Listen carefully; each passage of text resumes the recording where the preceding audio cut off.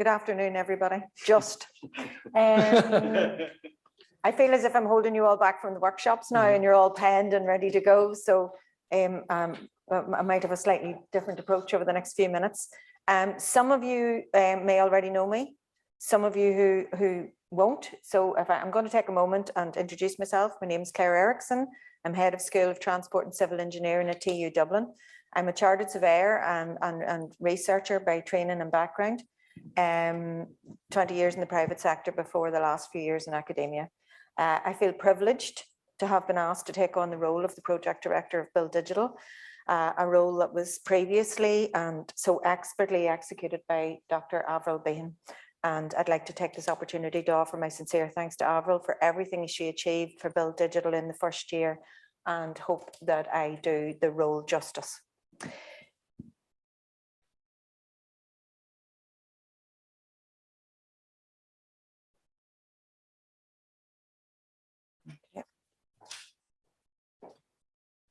Okay, so a lot of you in the room will have completed the Build Digital annual survey.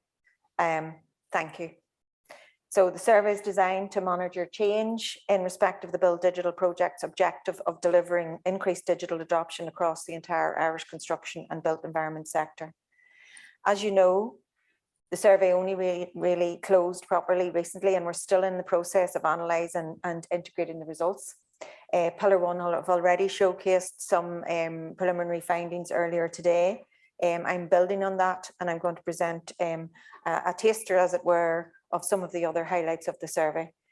Please note that they're very preliminary. The breadth and depth of this survey is extensive. We've got a marvellous arsenal of information now at our disposal. So you are really getting the real tip of the iceberg today. Ultimately, the results of the full survey will be included in the Build Digital reports that have already been referenced today and are being published in the coming months. I will take this opportunity to look at the demographics of the survey respondents, because it gives us a clear picture of the validity, the relevance, and the importance of the overall survey results. So I'm effectively standing here today saying the survey results are robust, they're in depth, and we've got a very valuable data set at our disposal. We captured 261 complete and valid surveys. The majority were completed by individuals, with just over a quarter completing on behalf of entire organisations, and thereby capturing and representing the viewpoints of an even wider survey base. The majority of survey results came from large and medium-sized companies. In future years of the survey, we will hope to build on this and capture wider participation from SMEs in the project and within responses to the survey. And I'll be knocking on all of your doors next year for assistance in getting the survey promoted. One important characteristic, important to note, I think, and giving validity to the survey results, is that the vast majority of survey respondents to date in this year are in executive leadership or senior management positions. So the work of the Build Digital project is reaching the people who can influence real change in the sector and in the decision-making process. The operating regions of those completing the survey is broad, with the 2022 survey achieving good geographical reach of respondents working right across Ireland, the European Union, and further afield. So bodes well for all of their opinions and behaviours that we will analyse in the coming months. Survey respondents are working right across the built environment and construction subsectors, as you would hope, with activity in commercial offices, consultancy, housing, and the pharma, manufacturing and data centres featuring most prominently. Within the construction centre supply chain, our survey respondents are primarily, well, they identify themselves as primarily undertaking the role of consultant within a professional discipline or a BIM, information management discipline, or operating across multiple roles. Survey respondents work across all aspects of the asset and construction project lifecycle, again boding well for the rest of the detailed results. A wide range of professionals completed the survey, with notable participation from engineers, BIM information management professionals, and architects and planners.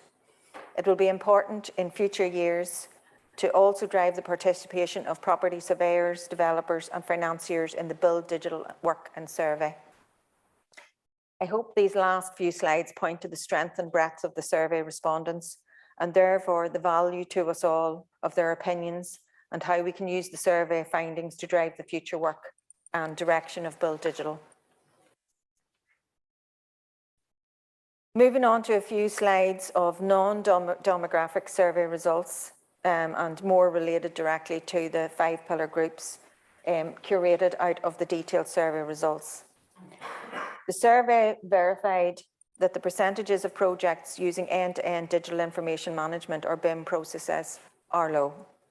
And instead, the majority of projects employ partial processes to varying degrees.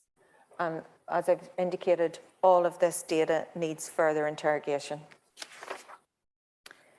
The reasons provided for the main factors impeding the end-to-end process are primarily lack of client demand and insufficient knowledge. Lack of client demand featured in some of Ted's and Pillar 1 analysis earlier, and Angus commented on this as well. We have a number of qualitative comments around this point captured in the survey analysis that we will analyse in more detail. It's obviously a very important point to consider in terms of creating real change in this space. When organisations do use information management, BIM or standards processes, survey respondents identify a range of benefits, notably improved and faster collaboration and improved quality of the project with a reduction in errors and the need to rework elements as being the key features. The survey results provide a clear mandate for the work of Build Digital, particularly in relation to the development of an information management framework being extremely important, and we've been given a clear mandate as that being a priority for the project. We did get 2 qualitative comments that caught my eye in respect to this particular survey question. One respondent indicated that one of the biggest barriers to effective implementation of standards is the different interpretation and application of standards, and they called for clear and concise direction and guidance at a national impartial level on how the standards should be applied, and a conversation around avoiding confusion and interpretation, which I thought was very well articulated.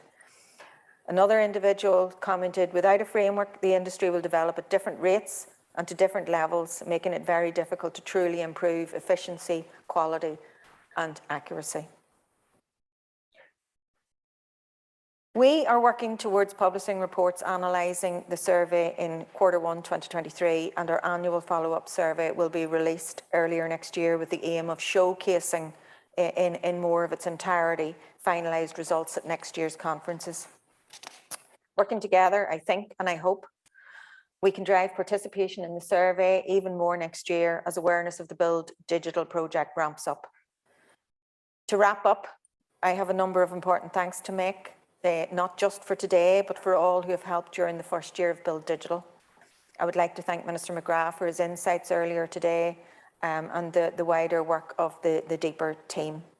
I'd like to thank all of our other speakers, including Pat Lucy and PJ Rudden. Thanks to our industry pillar advocates and to all of you from industry for your enthusiasm, drive and investment of your time into the project. Your participation is essential for the project's success. My thanks to the Build Digital academics and their respective institutions who, through their knowledge, research skills, professionalism and collaborative approach, are helping ensure the success of Build Digital. Thanks to the Build Digital project team, to Robert for being our anchorman today, and Suzanne and her team for all of the conference and Build Digital logistics during the last year. If I have inadvertently left anyone out, I apologise, and please remember that I'm new. And of course, final thanks to all of you for taking the time to join us at our conference today and contributing. Next year's conference is already set for the 24th of October 2023. Please do pencil it into your diary now. A bit of homework. And I will hand over to Robert, who will introduce the industry workshop.